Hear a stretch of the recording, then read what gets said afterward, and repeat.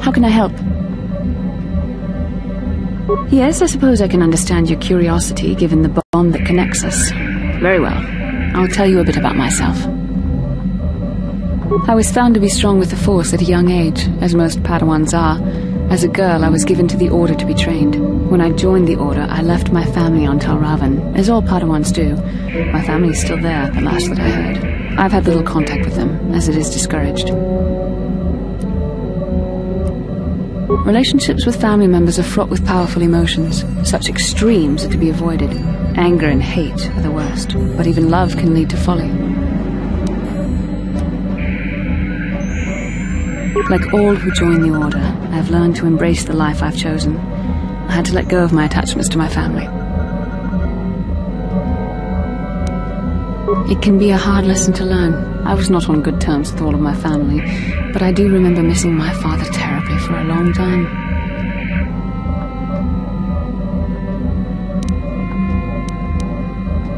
I was not on good terms with my mother. I was only a little girl when I left, but I was old enough to resent her and the way she treated my father. She pushed my father into treasure hunting. I spent all my young life on ships, traveling from one false lead to the next. She whittled away my father's entire fortune, and I hated her for it. I think she was relieved to give me to the Jedi, but my father was heartbroken. A child is too young to understand the sacrifices that must be made. It's better if they have no contact with their family once they're removed. Once I was older, I realized the wisdom of this policy. A Jedi must do what is needed, personal desires notwithstanding. Love can only obscure and confuse the matter.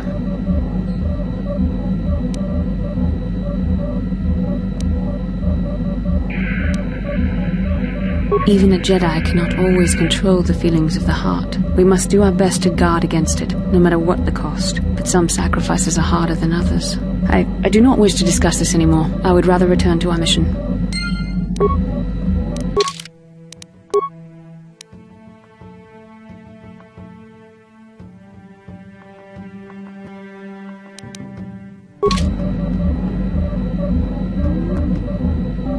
Yes, what's on your mind?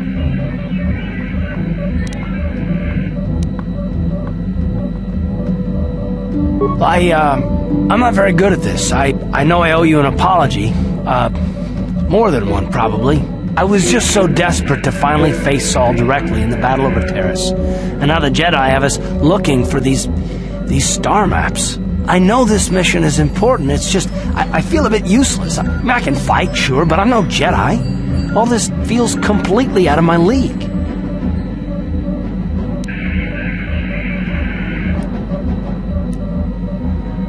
Because this is more important. This may really finally make a difference. I suppose even if I can't figure out everything that's going on, I still want to help if I can. I just hate not knowing what's going on and feeling this helpless. But I shouldn't have taken that out on you. I've been a royal pain in the backside, haven't I?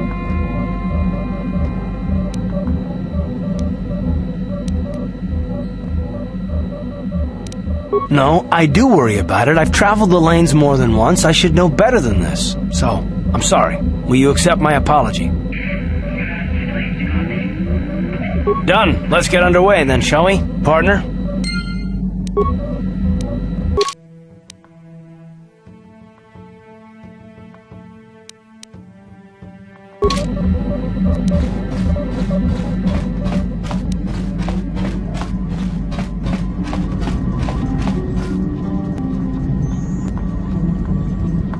How may I be of assistance to you, Padawan?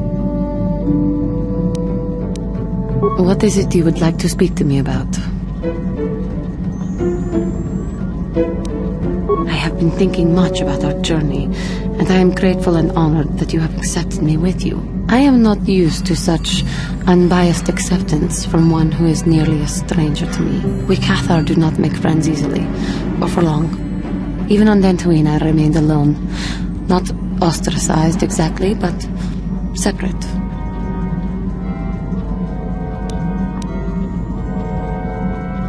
Well, even if we do not speak that often, or are apart, I still feel a part of a team, this group you have assembled that accompanies you and Bastila on your quest. It is warming. I feel almost welcome, needed. You seem to be very decisive when it is required of you. It is reassuring to know that I can count on someone like you.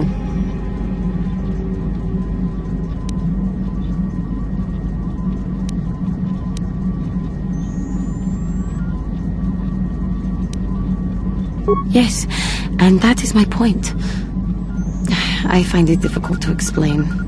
It is so different from what I am used to. Just thank you for accepting me.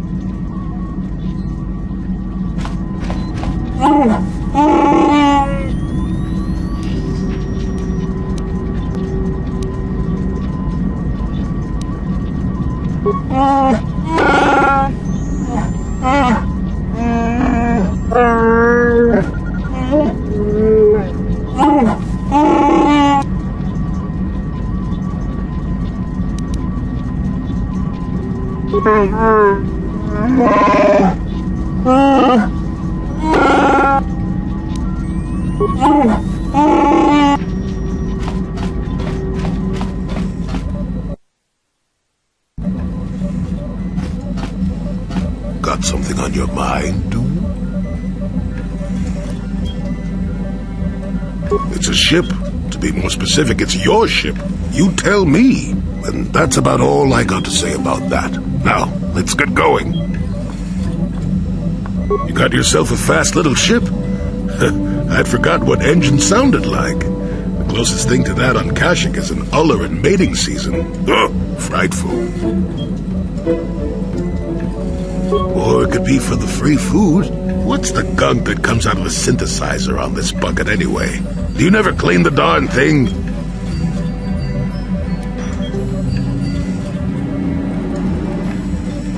How impatient can one person be? You must have driven your mother mad.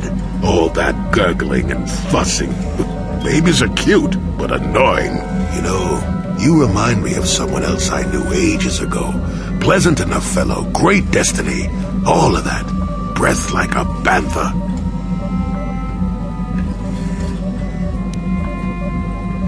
No, but it could be. An Anduvian salt tablet would clear that right up, you know. Anyway, where was I? Oh, yes. Andor Vix was his name. The force swirled around him like a hurricane. That's how great his destiny was.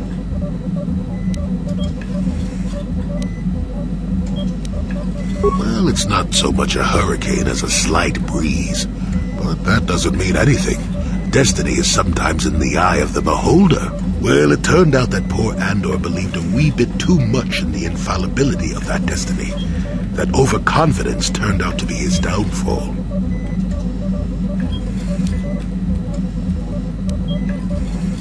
I don't know. Are you overconfident? I hadn't noticed. Even if I had, I would never comment on it. We're talking about Andor, remember? Let's see. Oh, yes, Andor's downfall. I was pretty young myself when it happened. At the time, I thought that Andor's destiny couldn't be more boring.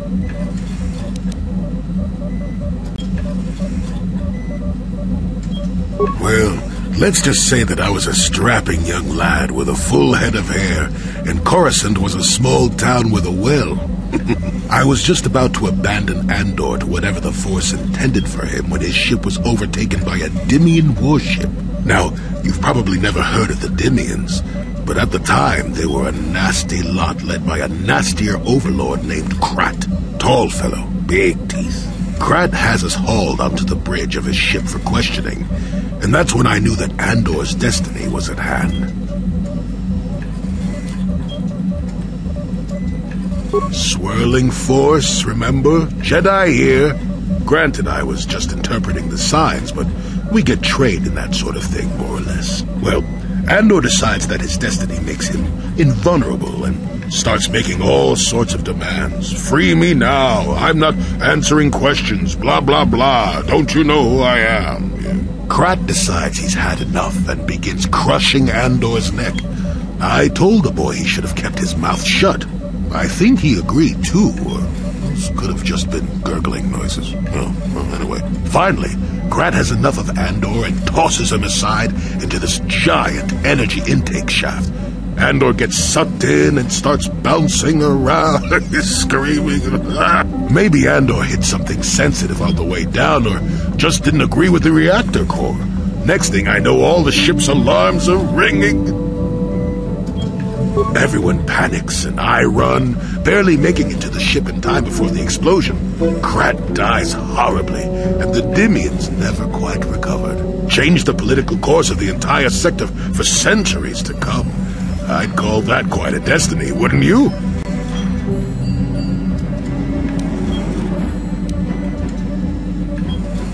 Well, hey, the chances may not be great, but when one has the opportunity to see something like that twice in a lifetime...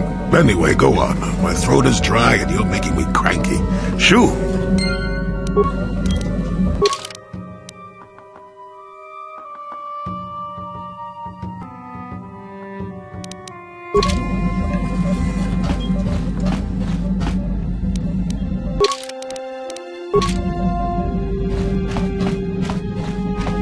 Yeah, what do you want? You want another war story, huh? You want to hear about some other world getting wasted, eh? I knew you were the type. Your stagnant republic has never seen some of the strange creatures and races we fought on the Outer Rim in those years. And you never will now. If a world isn't strong enough to defend itself, it's basically forfeit. But this story is about something a little different. We were going through the asteroid fields of the Crispin system at the very edge of the galaxy, playing with the pirates and smugglers we found there. The main belt in the Crispin system consists of mainly small rocks covered in frozen methane gas shells, and the pirates were using them for cover. Ha! I remember using a thermal generator to cause the outer layer of one of the asteroids to vaporize in a picosecond. It blew out and shredded the 3 smugglers using it for cover. But that was a mistake. The asteroid I had targeted was smaller than most, maybe a dozen meters on a side. On the outside, it looked the same as any other, just a ball covered in frozen gas. But something must have been inside it, something inactive in the cold. The heat of my blast might have triggered something or woken something up. After I'd hit it, spots of light and heat appeared all over the thin shell, still covering it, evaporating the gases. What lay underneath looked like some sort of rocky growth. A deformed rock, pitted by scores of micrometeorite scars. I think something even older might have been inside that. Maybe, but maybe not. It started rotating faster and faster as we watched it.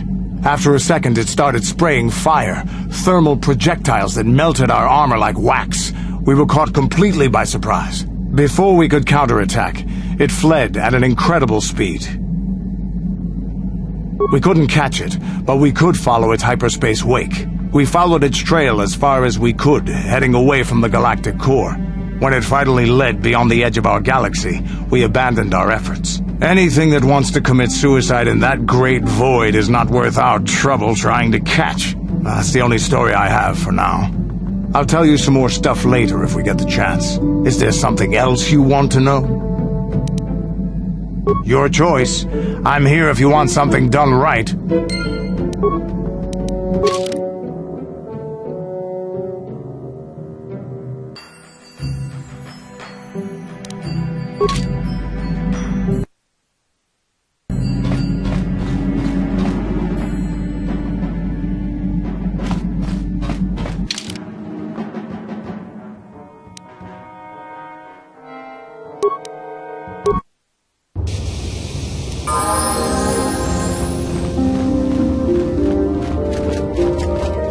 Kukuno no ba mulera jikun tonghik